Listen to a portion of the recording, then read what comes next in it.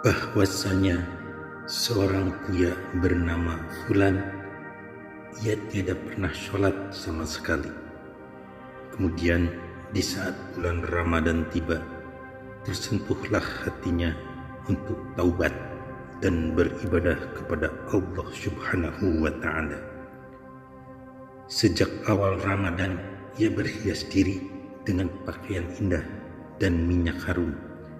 Lalu ia kerjakan sholat dan mengkodok seluruh sholat yang ia tinggalkan selama hidupnya. Tiba-tiba datanglah seorang kawan bertanya, "Kenapa Anda lakukan yang demikian ini?" Jawabnya, "Ketahuilah kawan, bahwa bulan ini adalah bulan taubat, bulan penuh rahmat dan kebaikan. Semoga dengan demikian, sebagaimana layaknya manusia berikhtiar, Allah mengampuni segala dosaku." Alkisah, setelah sekian tahun pria yang bernama Fulan itu meninggal dunia, seorang kawan bertemu dengannya dalam suatu mimpi. Dan ketika ditanya, "Balasan apakah yang selama ini kau rasakan dalam alam baka dari Allah?" Jawabnya, "Allah mengampuni segala dosaku dengan fadlnya berkat menghormati bulan suci Ramadan, dan aku menyambutnya dengan bertaubat serta beribadah di dalamnya."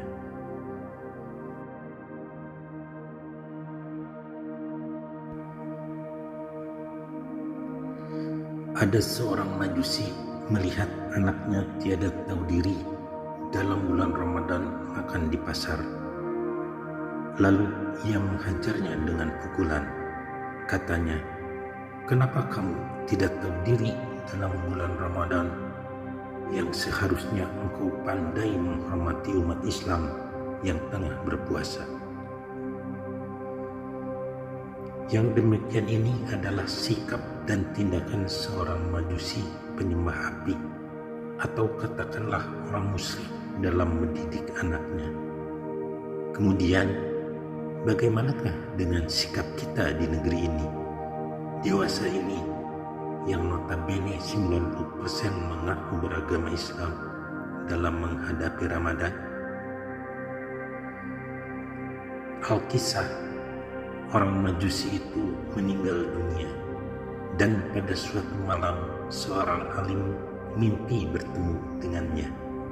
Ia berada di ranjang indah di surga. Ketika ditanya, "Loh, Anda kan orang Majusi, kenapa di tempat ini?"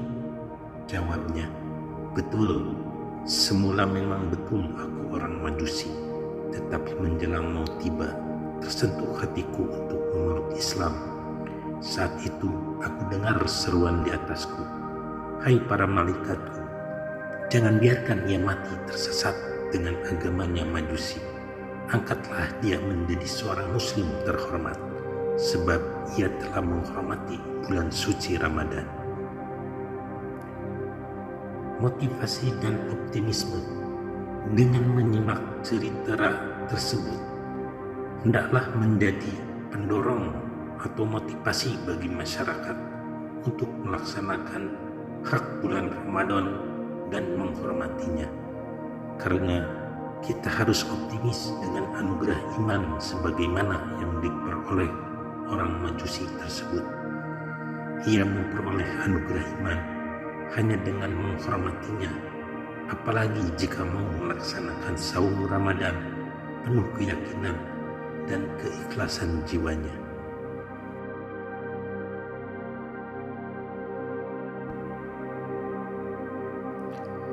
Nabi Musa bermunajat kepada Allah. Katanya, "Ya Allah, pernahkah engkau memuliakan seseorang seperti yang kuperoleh saat mendengar firman-Mu secara langsung?"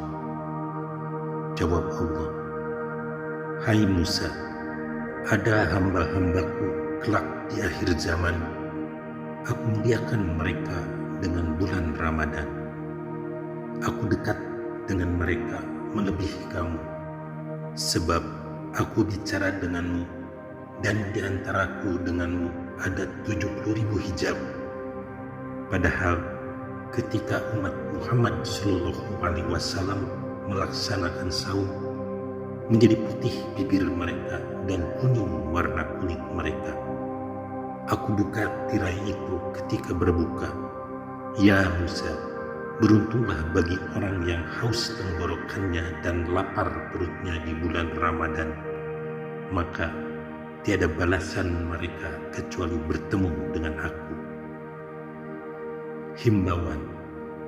Maka akal sehat seyogianya digunakan supaya dapat mengenal dan memuliakan bulan yang terhormat ini, dan memelihara hati dari hasud serta memusuhi Islam. Juga harus khawatir, takut kalau saumnya tidak diterima oleh Allah.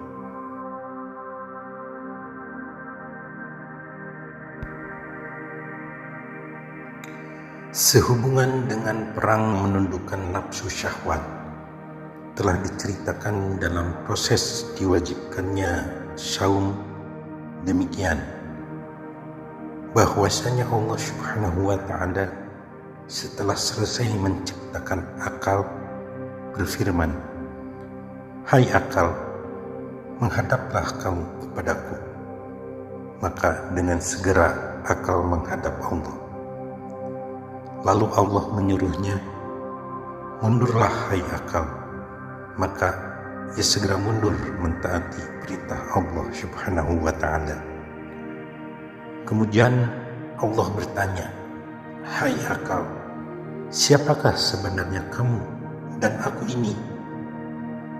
Jawabnya, "Ya Allah, Engkaulah Tuhanku, sedangkan aku hanyalah makhluk hamba-Mu yang lemah."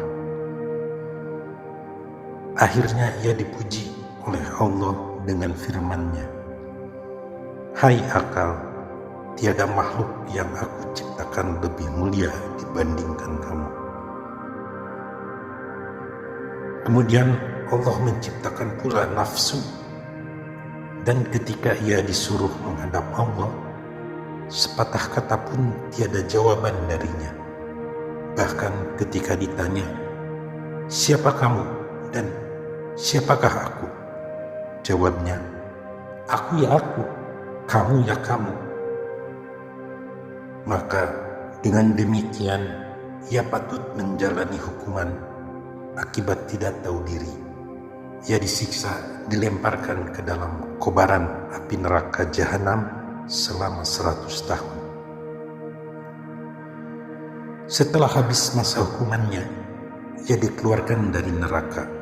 Lalu Allah bertanya, "Siapakah sebenarnya engkau dan siapa pula aku?" Jawabnya tiada berbeda dengan yang dulu.